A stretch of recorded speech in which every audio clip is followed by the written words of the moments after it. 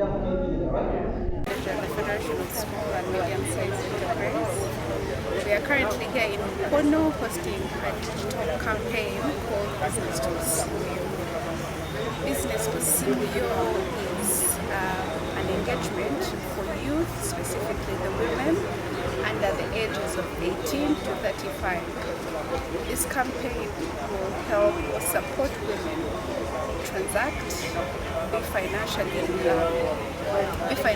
ready, and also be able to access finance through other digital platforms.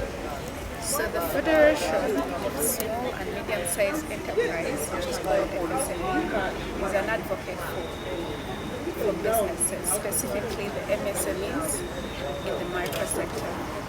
We found that most businesses are not digitally, or they're not digitally literate, or they are not forward. So this campaign will help support these businesses get formal, learn how to transact on their phones, and also be able to access different financial assistance from digital platforms. Uganda in 9 districts. This is targeting 18 to 35 youths. These are women mostly and male. So the campaign is to cover more than 200 youths per district. We've been around the country, of course, through other digital spaces with other digital partners, but this is specifically in partnership with UNCDF and other consortium partners. So this is covering 9 districts in Uganda, with specifically the youth under the ages of 18 to 35. So currently in the 3rd district, the 1st district was Fuero, which happened last week, and then we moved on to Gulu, which was where they embraced the digital platforms, the digital footprint very well, and now we're in Mukono and we're hoping to reach a couple of women, mostly in the digital spaces of in agribusiness and also other sectors. And I can see here Program which hosts the business is very inclusive.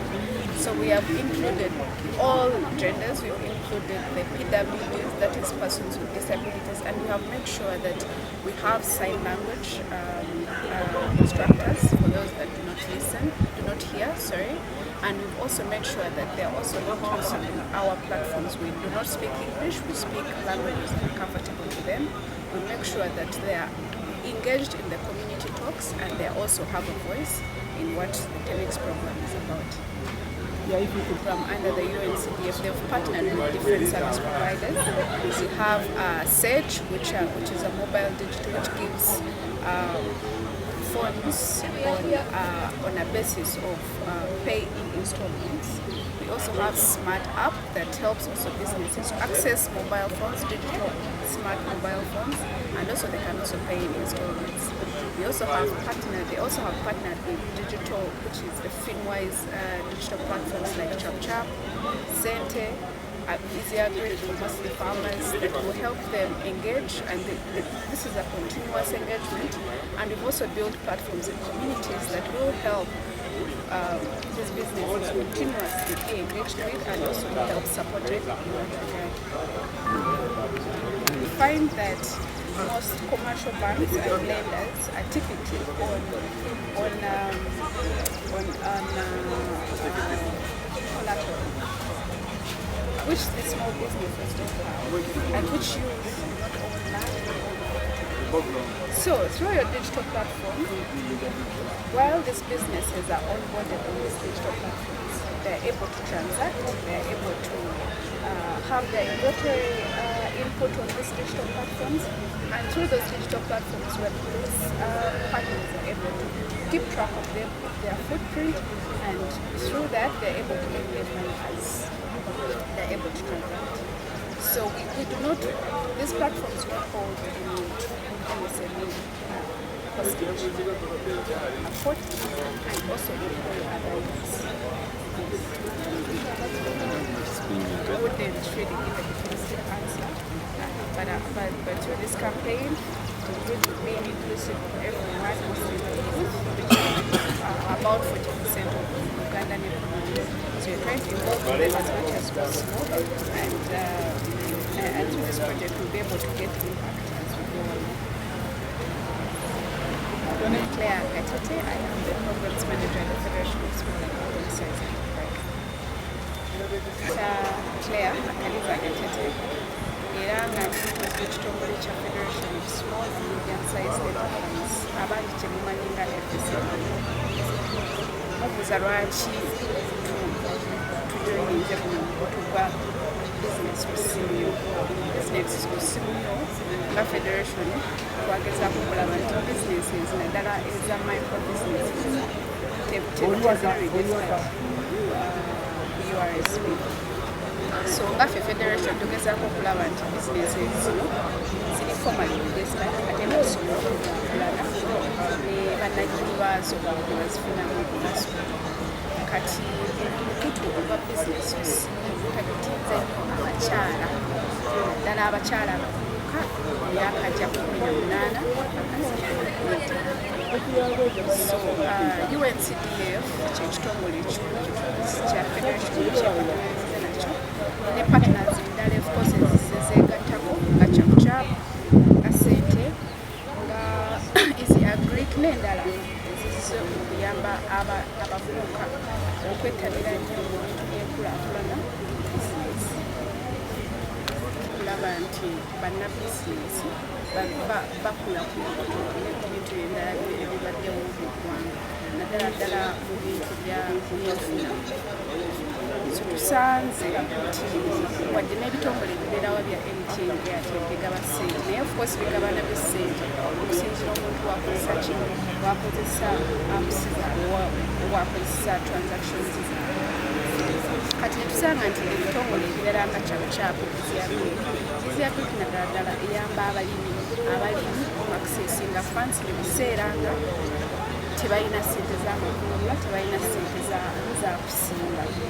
So okusinziira ku onboarding technique gye bakozesezza nti omuntu wajja ne bamu onboardinga bagezaako okugoberera ne balaba enfuna ye eryetya era amakunula gegalisiza omuntu. Of course weba birisiza footprint eyo ejja kweraga nti abadde akusoma. So ebyo kyebajja okusinziirako okulwaki ssente. Of course basinziira ku ssente kuzeetaaga era zalina obusobozi okukola ki. Ate n'ekira tusanze nti bizinesi naddala ddala abavubuka tebalina kukola tebalina bisaanyizo oba tebalina poloti misingo n'abayamba okufuna kuba commercial banks ezisinga ne balenders osanga nti baagala nnyo emisingo ate nga bano abavubuka tebalina misingo. Kyekyo lwaki Federation ne bapartners baayo NCDF Factory Mastercard Foundation bazze kuyamba abavubuka bayambye batya abayambye engeri nti okozesa smartphone either eyinza okuyamba oba nekukolera ekintu ki naye wogezaako kukozesa smartphone obulungi eyinza okutuzanira ki oba era through our footprint kubanga tulaba nnyo ebintu ebingi byetukozesa mu ssimu tugenda tuleka footprint zaffe emabega so okukosa okuwa ssente zibajja okulaba okozesezza ki platform gyebakateekako era tujja okusinzira okukola ki kuweereza ssente obusobozi bw'osobodde okulaba.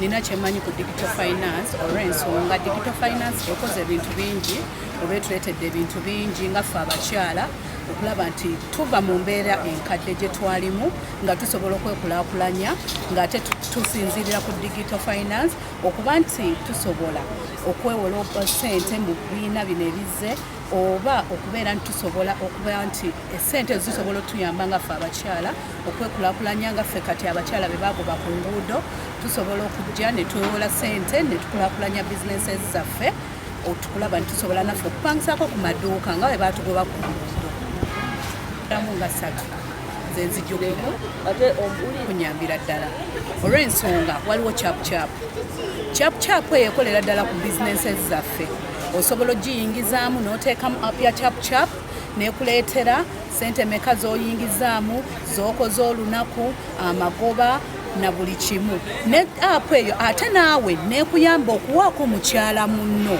abadde tagirina nemuyamba okuba nti naye asobola ogikozesa ate naye nabanga abenefitinga mu app eya ChapChap. Abakyala bano okujoininga digital platforms zino kwe kuba nti abasinga tebalina access ku masimu ga smartphones.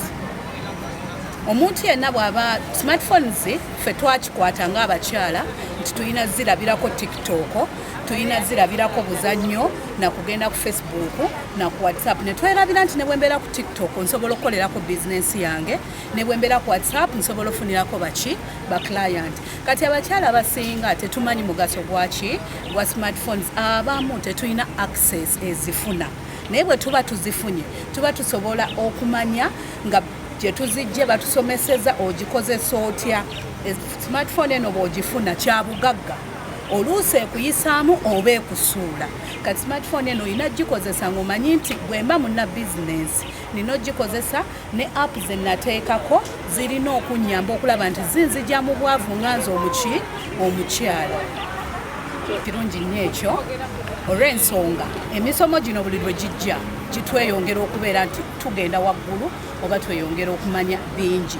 Kati tubadde tusaba gavumenti n'ebibiina bino ebizze bye tuyina wano ebitusomesa bikwataganire wamu byeyongera okusomesaako abantu kuba bangi tebakola ki tebamanyi. Naye bwe kituyamba ne byeyongera okusomesa abantu tugenda bimanya n'abantu abali eyo mu byalo abatamanyi basobola nabo okukola ki okuvaayo nga tuyambibwako gavumenti n'ebitongole bino ebituyambyeko.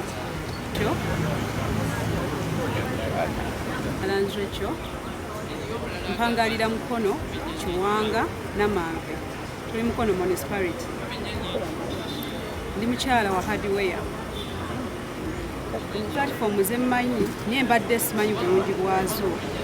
Ng'oluusi mpita kompyuta naye omusomo gwa leero gutuyambye okumanyira ddala nti zo platform sobola oyambira ddala. Kubanga tulabye ChapChap, Easy Agri nga nendaba nga platform nnungi nnyo zituyamba oku accessinga funds singa ng'oba bizinesi yo nga tolina capital bulungi. Ate nendaba nga zisobola n'okutuyambako nga tukozesa app ezo okuba nga tufollowinga bizinesi zaffe nga tusobola ozibala kubanga mu biseera ebisinga tubadde tuli amagoba ne tuliramu ne capital kubanga tomanyi kikyofulumya kikyoyingiza. Oluusi tuleeta tusuubula ebintu mu bizinesi zaffe ne tutayingiza records nekikuleetera nti buli kookotyawo akali mu safe kokwata n'oteeka mu nsawo. So batulaze nti bw'obireeta tulina app eyo ya ChapChap ogiyingizaamu n'oba ng'oyingizaamu records expenditures z'okozesezza ne sales n'oba ng'osobola okuba nga bizinesi yo gifollowinga bulungi.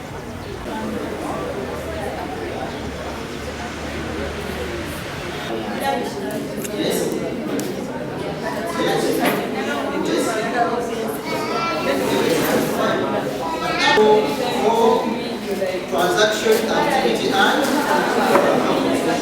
so how about sale? And when you put that one later sale,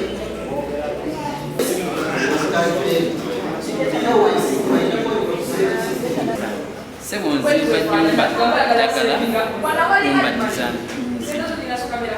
will do? And what's them up here? No, come and take a use.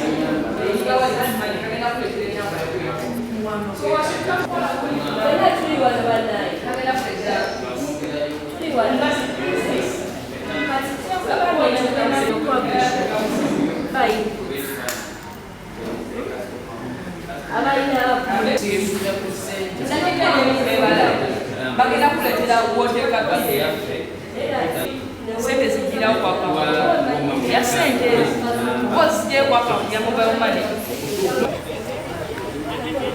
The reason as to why ChapChap focus on there kati ijakuwa tatati divided by 100 so kila cash kati cash kati ina first wall shikizi nyingi zayo kati also the purpose of it either just as daily weekly or monthly